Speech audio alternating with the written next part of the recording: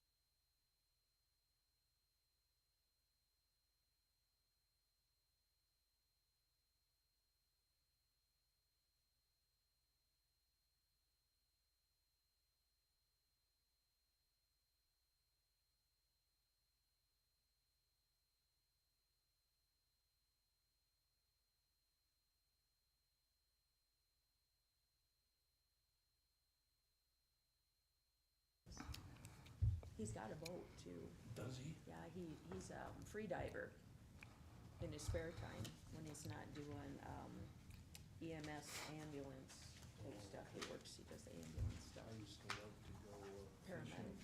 I'd take you out, when I was at Fort Bragg, we'd go down to Wilmington and sleep on the boat, and they'd drive out in the water before you even woke up, you know. He drove us around all the mansions.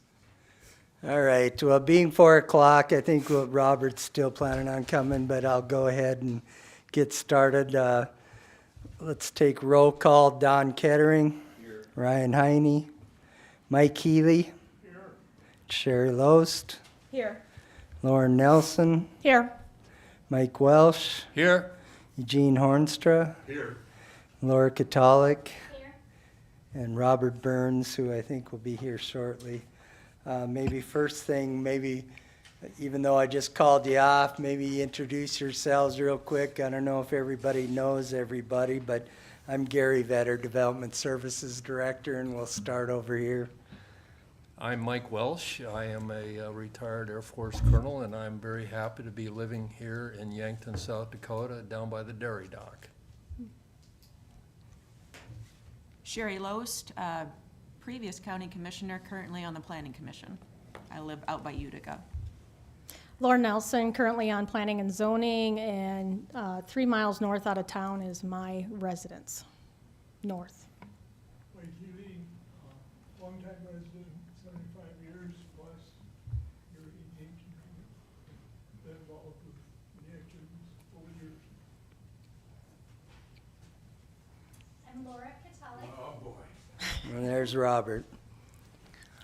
and I've lived in Yankton since I was about 7 years old, and we just live out in the country on the east side of town. Don Kettering, live a little west of town. Gary, microphones, if everybody could Yeah, everybody turn their turn your microphones microphone, on, there's a please. little button there. I don't see, it's right in, kind of in the middle to the right Okay. side of center. Yep, that one. Perfect. If you've got a little red light on here, you're good to go. Yep. I'm Gene Horstra. I have lived in Yankton about 44 years and about 8 years ago retired from Colberg Pioneer as a purchasing agent there. And before that had numerous other things. But anyway, I'm looking forward to working on the wind power task force here. Sounds good. I got a couple things to pass out here. Mike Healy. Oh, Robert. Introduce yourself, Robert. Oh, Robert Burns. I'm here a couple years, just on the north side of town. I've been around some wind turbines and stuff in the past and been involved in some county zoning on them before in Nebraska. Sounds good. Mike Healy was nice enough to provide some books on one perspective that he'd like you all to have a copy if you like. And Bill later, no. yeah, just enough, I think. Thank you. You didn't give Mike Welsh one. Gary. Oh, I can tell what this perspective is. Short it, Gary. And then here's a House bill too that's currently up that talking about requiring wind and solar infrastructure to have a stewardship program.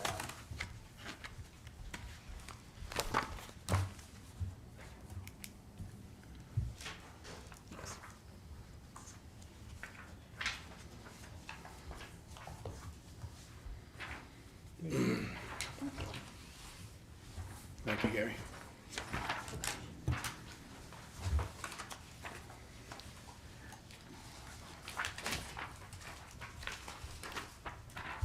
So we'll keep an eye on that House bill and see where that goes. We'll go around the room now, and is there anyone that needs to abstain for financial conflict of interest? Starting with Mike over here. No, I do not. None for Loest. None for Nelson. None for Healy. None for Catalic. None for Burns. None for Kettering. None for Horstra. Sounds good. This committee, just to let everybody know, ultimately, it's the Planning Commission and Commission that will move forward on the ordinance. And this group's basically here to create a template, see what we want to focus on, and throw out their suggestions on this wind power ordinance. So, do I have a motion for approval of agenda? I make a motion. Second. All in favor? Aye. Next, we'll do public comment. Public comment's a time for persons to address this body on any subject.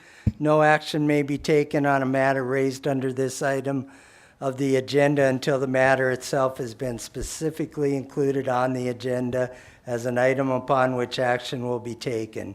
Each person has up to 3 minutes to speak. There will be no personal attacks against members of this body, county staff, individual, or organizations. The chair has the authority to enforce this policy. Failure to adhere to these rules may result in forfeiture of the remaining speaking time. Would anybody like to make a public comment?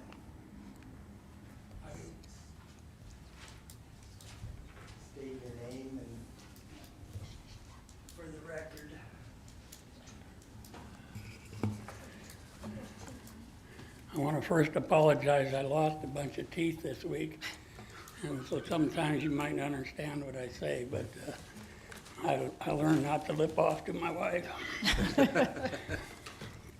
I would just like to touch on a couple of things. I see only got 3 minutes.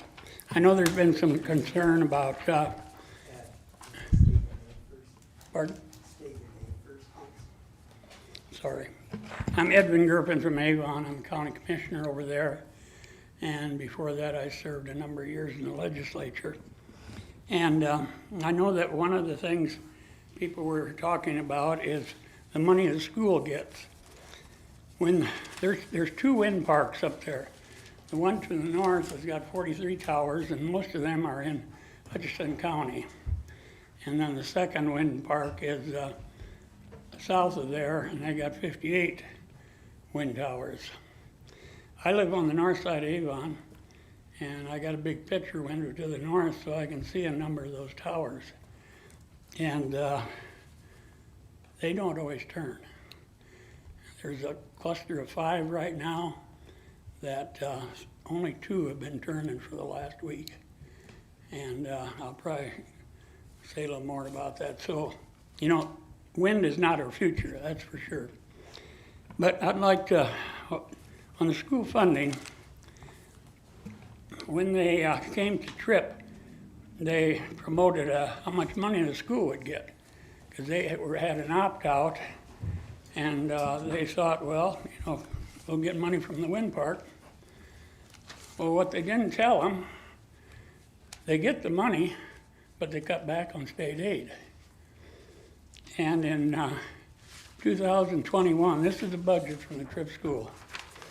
In 2001, they'd cut back $168,000 on state aid because the wind farm money was coming in. And I don't know if you're familiar with school funding, but up until 68, counties and the schools and county schools and cities, they put their budget together, sent the request over to the courthouse, and the auditor had to come up with the right mill levy to satisfy that budget request. Well, in 68, people were complaining taxes were going up too fast, and I was in the legislature then, and so they put a limit on how much you can increase your budget, 4% or rate of inflation, whichever is less. So that kind of put quite a cap on spending. So when they start losing state aid, why, that makes a difference. I mean, they were figuring on that, but they can't just put their budget way up. And in the Avon school, they had a brochure out and how much money was coming to the school. And yes, they get money, but for 5 years, we get extra money. And then we lose 20% a year in state aid. And so it's really a bad deal because that's in their budget now, and it really doesn't affect state aid. So they're spending that money, but it's going to disappear in 10 years. And so it'll be interesting. And people just didn't research it enough. But another thing I'd like to touch on, I went to there was a farm sale north of Avon, and I knew it was they had a wind easement on it, but they didn't have a wind tower or wires going through it. So I called the auctioneer and I said, do you know there's a wind easement on there? And well, he thought there was, but he didn't know who to contact. So I gave him a telephone number, and the day of the sale, they handed this sheet out. And on the bottom, it says mortgage, dated such and such a date, executed by Prevailing Winds LLC to the Canadian Imperial Bank and Commerce of the New York branch to secure an indebtedness of $318 million. And it was told me where it was recorded in our courthouse, so I went up there and I looked, and sure enough. I thought that seems funny, you know, that why would they mortgage all that ground? So I went to the easement that people signed, and here it said, you'll have to excuse me, I'm kind of shaky. Grantee, which is the wind farm, may do any of the following with respect to any portion of grantee's easement and the rights under this agreement. The grant easements, license, or similar rights, or one or more person grantees, or they can sell, lease, transfer, pledge, or mortgage that easement that people signed. So I didn't know what I could do about it. So I went down to District 3, and he showed it to Brian, and well, he didn't know what to do. Well, he says, I know somebody in Minneapolis, a lawyer in Minneapolis. I'll get in contact with her. Well, about 2 weeks later, the Register of Deeds knew I was interested because I'd been up there. And here she showed me a letter that she'd gotten a notice to release all real estate mortgages. Now, here's all there's about 2 and close to 3 pages of names I copied down that they'd mortgaged their land. But now the mortgage has been taken off. There was a man by the Colony up there, Clearfield. He wanted to sell his ground, and he couldn't get a clear mortgage. Well, he should be able to now, because those mortgages have all been deleted according to what the Register of Deeds said. So if it ever comes to the point where, you know, they're going to build a farm here, you know, people don't. You know, I talked to the PUC chairman. He's a good friend of mine, Nelson. He says that people got to read it before they sign it. But they had people involved who were investors, local people, and they trusted them.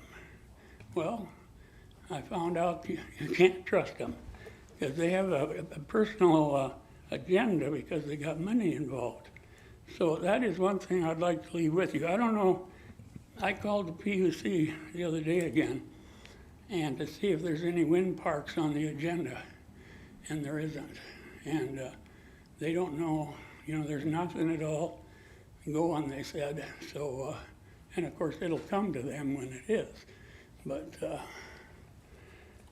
oh, another thing I'd like to share with you, the trip deal. I almost forgot about it. That wind park was under 100 megawatts, so the PUC was not involved. And so last spring it was, I got to thinking about that. And because with the other wind park, they were involved. And here's the decommissioning pamphlet for decommissioning Prevailing Winds Farm. So I know 2 people in Northwestern Energy owns that. So I called the office in Sioux Falls. I know a couple of people there, and I said, would you send me a copy of your decommissioning policy? And, well, we don't have one. So they can basically walk away. There's nothing black and white that they have any obligation that they've made to take it down. Now, Prevailing Winds, they're putting $5,000 a year into the decommissioning, and that money goes to the PUC in a fund that they control. And then in 20, 25 years, whenever, you know, they quit turning, then that company that has to take them down will get that money, which will only be probably a fraction of what is needed to take it down. So, you know, if they go 25 years, that'd be 125,000. You know, that wouldn't hardly loosen the bolts. And so, well then, I suppose my time's about, just a little bit on setbacks. I've got, this is the zone from the zoning in Bonham County. And I wasn't in the commission when that was put together. but I was real disappointed. It's 1,000-foot setback from you know, your neighbor, you might say. Well, that's not right. Here's a picture of a wind turbine up by Harris, Iowa. They caught fire, and I went to the neighbor there. We drove up there. It's east of Worthington, Minnesota. And he said the blades burned for a while they were attached, and then they fell off and burned on the ground. Burned up completely. And but luckily, the corn was about 2 foot tall. You know, if it had been some type of wheat field or, you know, dry corn, you know, it could be devastating. And so when you talk about setbacks,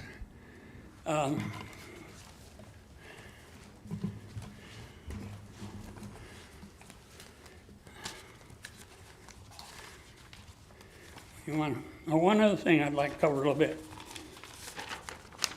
Spraying. I talked to a pilot in Iowa, and he won't spray where there's wind towers. Because, well, I don't know if you ever rode in a small plane, but you're up there a couple thousand feet. You see that little field you got to spray, and there's wind towers all around it. And my son owns, or the both of them own one place, and one owns another place. And they wanted to spray their corn 2 years ago for insecticide. Because they live south of town, but the wind turbines are north of town. That's where they got some land. They had to get a helicopter out of Nebraska, because the guy with a regular plane, he wouldn't spray in an area with wind towers. One place has a wind tower, one north of the field, and the other one has a wind tower west, northwest, and 2 of them to the north. There's no way, you know, a plane would come in there and spray that. And it talks about in here that landowner liability. So, you know, I don't know where that could help in, but something to think about. Well, let's see, what did I do? Oh, here it is. As far as setbacks,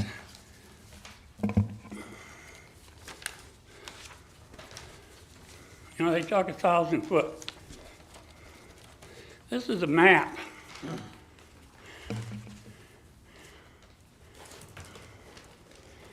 See this big open space? That's on the corner of 37 and 46.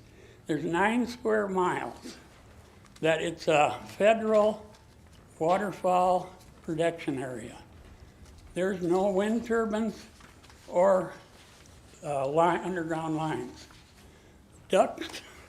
Ducks and geese, they have rights, the way it seems, but people don't. Right over here, there was an eagle's nest, right here. And they didn't tell anybody, but you have to have a 2-mile setback from an eagle's nest. So all these people that signed up, they didn't get a wind tower because of that eagle's nest. But they didn't tell them that. They let them sign up anyway. So I was really disappointed in the way it was handled. And in my opinion, it was very, very unprofessional. So the things I think you should look out for, as far as the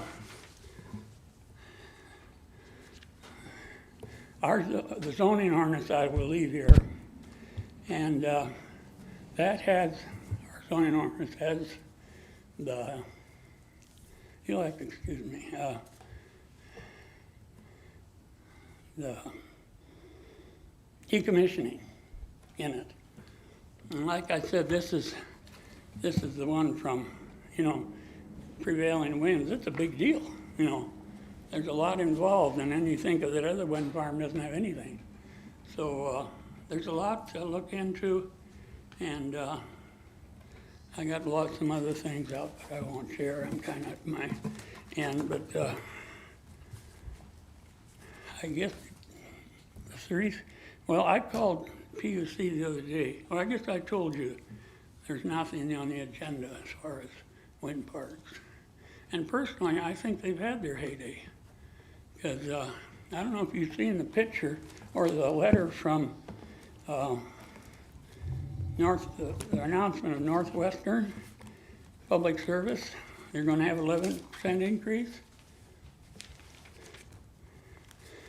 The company is also considering this construction of a more than 1 billion nuclear plant in the state. They know wind and solar isn't the answer. And if they have to cut back on coal and gas, you know, they gotta have energy someplace. I went to Sioux Falls one time and talked to the guy in Northwestern. And when I walked in, he says, he's the head of the wind division. He says, I hate wind. He says, I'm a nuclear guy. And so, you know, that's their feeling. That nuclear, you know, they built a submarine called South Dakota about 10, 15 years ago. It'll run for 34 years without being refueled. You know, I think that's the future. I think that's the answer. And it burns clean. And so, thank you. I had a couple of questions for you. You mentioned that, how long have you been where you're living now? We really don't have questions on public comment. Oh, okay. My mistake. Forever is my answer. Thank you. Well, I've been in town 30 years. My son lives on the farm. Next on the agenda is, I'll take nominations for the chair. I nominate Sherry Loest.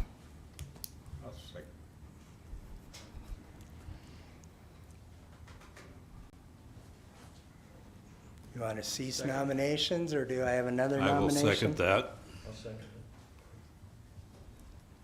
I would cease nominations. Let's- All in favor? Aye. It's all yours, Sherry. All mine. You're welcome. Thank you. Thank you. That's why I said I knew I'd have everything room. Well, I'll just stay here for this meeting. So vice chair, I would open the floor for nominations for vice chair. I nominate Ryan Heine.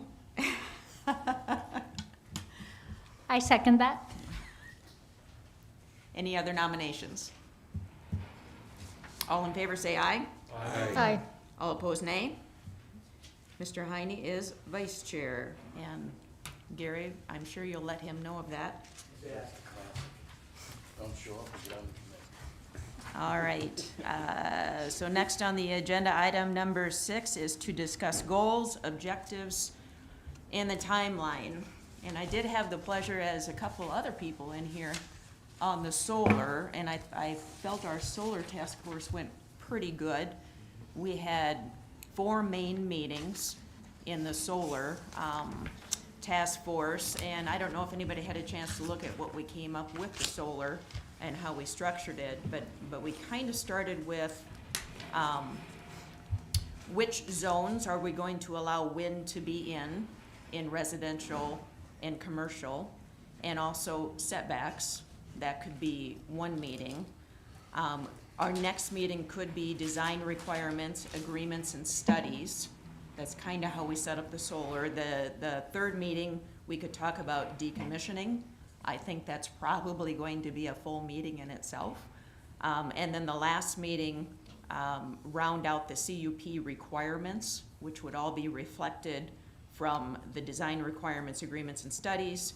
We can talk about selling, transferring, et cetera. We have a clause in the solar that talks about not being able to do that within a certain amount of time. And then last would be definitions, because we did find we got rid of many definitions in the solar area and ended up moving all the definitions to the general definitions area of the ordinance to make it easier for folks when they're searching. So those could be our 4 main meetings. Now, can we get it all done in 4 meetings? Maybe, maybe not. We had some, I think our longest meeting with solar, maybe a couple hours, something like that. Yeah, we'll probably do that schedule more or less again. We'll put out 2 hours. If it takes less, it takes less, or a little more one way or the other. Shouldn't hurt anything, but that'll probably be our goal anyway. So in that list, are there items that we are missing? that we need to discuss. So go back to number one, what did you say? So, the zones where we're going to allow wind, and I would suggest we'll probably start with where we allow it now, and setbacks in there. So you pick a zone, what are the setbacks requirements for whatever you're allowing? So that would be one topic. The second topic, design requirements, agreements, and studies. And so by agreements and studies, that entailed road haul agreements. Here would probably be a flicker effect study. For solar, we had a glare study. You had your environmental studies, things like that. And so design requirements, you know, following all of the codes of the industry, and I'm trying to remember what other things would be in there, but design requirements, the safety of it, you know, fencing, lighting, just general topics like that. Permitting? Yes, permitting would be in there, so FAA requirements, Well, I mean, the county permit and the cost of such and all that, I'd imagine. Well, the permit is That's going to pretty be the much CUP set, permit. yeah. Oh, with Yeah. the CUP, okay, Yeah, okay. yep, so that would be the only county permit that would be required. So that was number two. Number three, again, just decommissioning. And in that decommissioning, I would foresee talking about the equity accounts. We did put it into solar, where the solar farm had to put so much money away every year for decommissioning. All of that would be in there. The liability, the county's not liable, et cetera. So it's a big topic. And then last would be rounding out the CUP application requirements, what actually has to be submitted for the permit, and then the selling, the transferring, and then finally the definitions. So there may be 5 or 6 meetings in there, but that might be one way to kind of group, so we're not getting distracted down a rabbit hole and say, well, no, we're gonna talk about that the next meeting. Let's focus on getting this and piecemeal it. So one of the things like with solar that we spent a lot of time with is making the difference between private and commercial. Where's that mark? So where would that be? What meeting do you want to put that in? I think that would be in the zones. Okay. So in solar, we chose 50 kilowatt hours, and one of the main reasons we chose that is if you have anything over 50, you have to have an agreement with Bond Home Electric or whatever other electric company, because they require you to sell the electricity. So if you're going to be someone like me, I just want to run my farm and a couple other little things, and I'm thinking about putting in a 55 system, but if I put in a 45 system, I don't have to sell the power to the electric company. So that was one reason we chose the 50, and so essentially anything under 50, we had no requirements. And we'll look at the height issue And too. the- That yep, just came and the up height's just recently, so. Yep, and so that would be all part of the siting, okay, so we're gonna allow it in, right now you can have a rooftop system for a wind turbine in a lot of zones in our county, residential zones, but they can only be so tall. So we would talk about the height in there as well. Sherry, just a couple more things too. I'm assuming, and maybe kind of bad, is that you or somebody will outline this and put it in a memo and send it out to us, this area? Yep, I Just can what you cer- covered, which I think is. Yep, I'll excellent. certainly do that. Then number two would be what about the contracts and the education involved ahead of time of ensuring that potentials out there are looking at the contracts and clauses and cancellation issues associated with the contract between the firm and the owner of the land, as was noted here before. So during the solar discussion, we talked about things like that, and we came to the conclusion that that was not the county's responsibility. We do not do that for any other business in the county. So if you're gonna sell your land to an ethanol firm, we don't require that ethanol firm to educate the owner the downsides of selling their land to them and living next to it. We don't require that. You know, you get into some, what I would think would be an open liability for the county, because it's not our job to make sure our citizens understand the mortgage they're signing. So if you're buying a home from some sketchy mortgage company, you don't bring that to the county and we say, you look at these things. So I think we have to be careful down that. And I was looking at it from an educational standpoint too. Yeah, and some of these, Wynn specifically, the leases are signed on land before they even come to the county. So we don't even know what's out there on that. I know my parents had their land signed up for a wind tower at one time. Yeah, County we had nothing that. to do with it. It was 10, 15 years old, and they finally let it go. We had that with the solar. They were going out and trying to get leases well before they notified us that they were even looking at a possible project. If it wouldn't have been for one of the neighbors they talked to, we would have never known. So in the zoning laws, I think if you go out and read them, the zoning laws do not give the county any authority over that. They give the county authority over where things can be placed, how tall they can be, things like that. Sherry, on the group, I spoke to Stephanie Horst this morning. I took the liberty of doing that. She's the CEO of BY Electric. And if you remember on the solar task force panel, she was willing to come in and give us a briefing just on the current state of affairs regarding, at that time solar, but at this time wind power. What is the state of play? What's actually happening? What type of requirements BY and Basin Electric and Northwestern would have? And she's willing to come in and do that again for us so that we could ask her questions. And she would be able to do that anytime in February with the exception of the 1st or the 22nd. They have their corporate meeting on the 1st. She's busy on the 22nd. I don't know if you guys would want me to ask her to come and do that.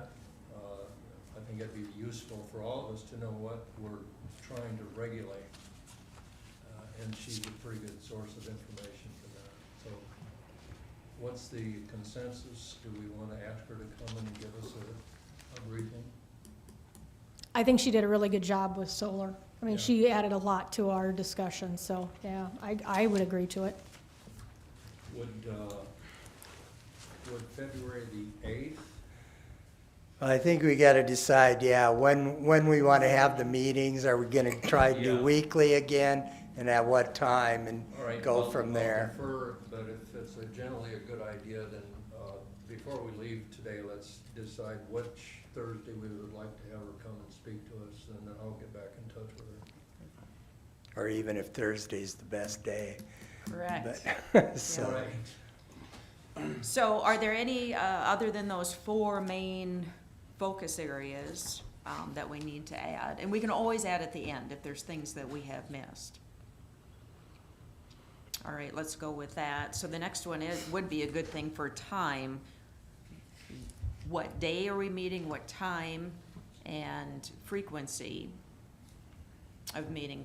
So for the solar, it was August, and we said, no, we're just getting this done, and we met once a week for 4 weeks in a row, 4 or 5, something like that, and just got it done. We could do once a month, we could do twice a month, we could do 4 times a month. And is Thursdays at 4 o'clock good for most folks? Well, this time's good for me every week. Yep. Me too. Yep. Me too. So Thursday, 4 to 6 Thursdays? 4 to 6 on Low Thursday. schedule, okay. And then how often do we want to try to meet? I think weekly. Would that be okay for everyone? Get it done. Don? Is the 6th a Thursday? I don't have No. it. It's a Tuesday. Of February? Yeah, that's Is a a Tuesday. Tuesday. That's a Tuesday? commission meeting. Okay. I won't be here. So, no, we'll meet the 8th, so it'll be the 1st. I won't be here for the 8th. Not for the 8th? Okay. Yeah, 8th would be the I'll next think one. about you from Mexico with margaritas. Yeah. Hopefully not go back. So it would be the 1st, the 8th, the 15th, and the 22nd would be 4 meetings, and then we're into March 1st. 29th, don't forget. Oh, It's the a leap 29th. year. Oh, gosh, all those birthday people get Yes. another year older. So. Yeah, and like you said, I think we were done before, after the 4th Yeah. last time, so. We may get stretched out for weather again anyway. Yeah, Correct. that's always a possibility. It's a snow year. Don't say that. All right, so You're let's, asking for it.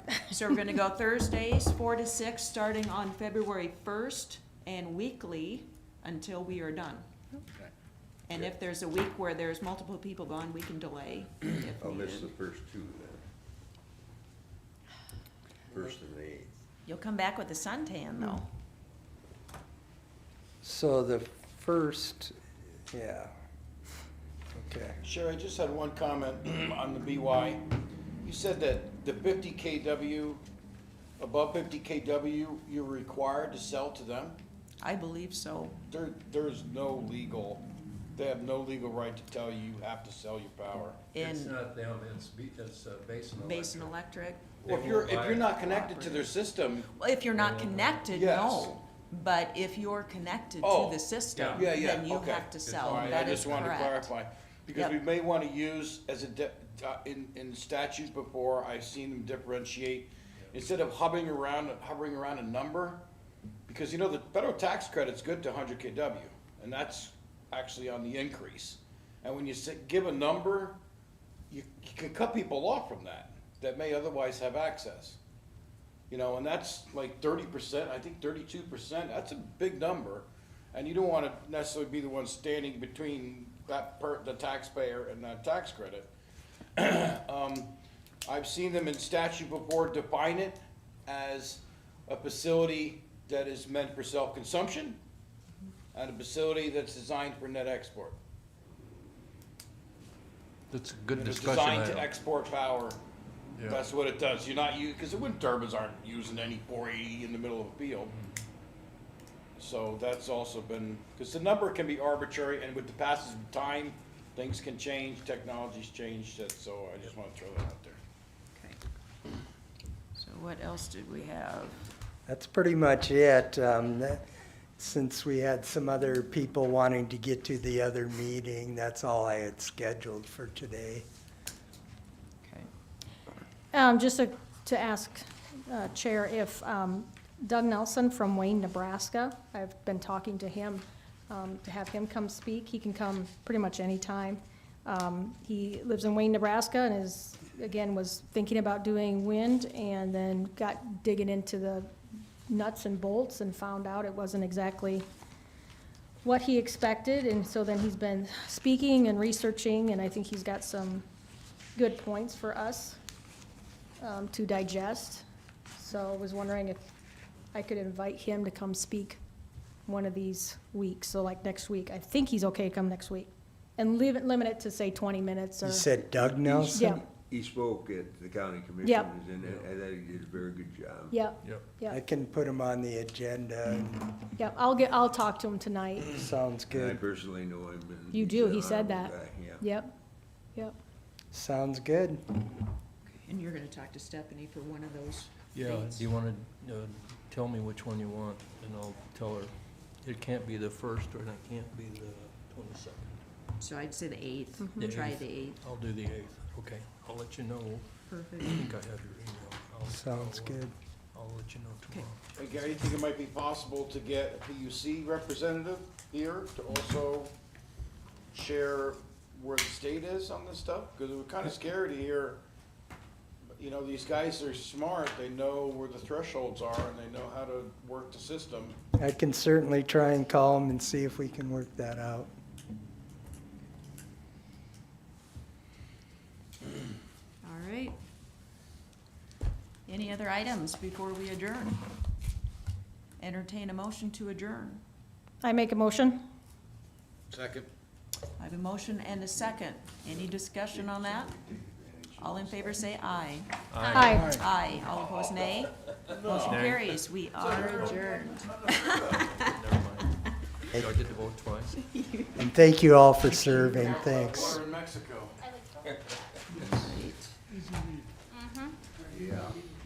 Yes, sir. We've been going there for 15 years. Oh, yeah. Spot picked up, maybe? Decommissioned on that. Okay. Yeah. Whoop, did you want Yes, this you stuff can. too? Yes, because that's what I did the first solar meeting, is I couldn't be here, so then I called in. Yes, yeah, Our, yep. from Yep, our yeah, county, our definitely. zoning ordinance. Gotcha.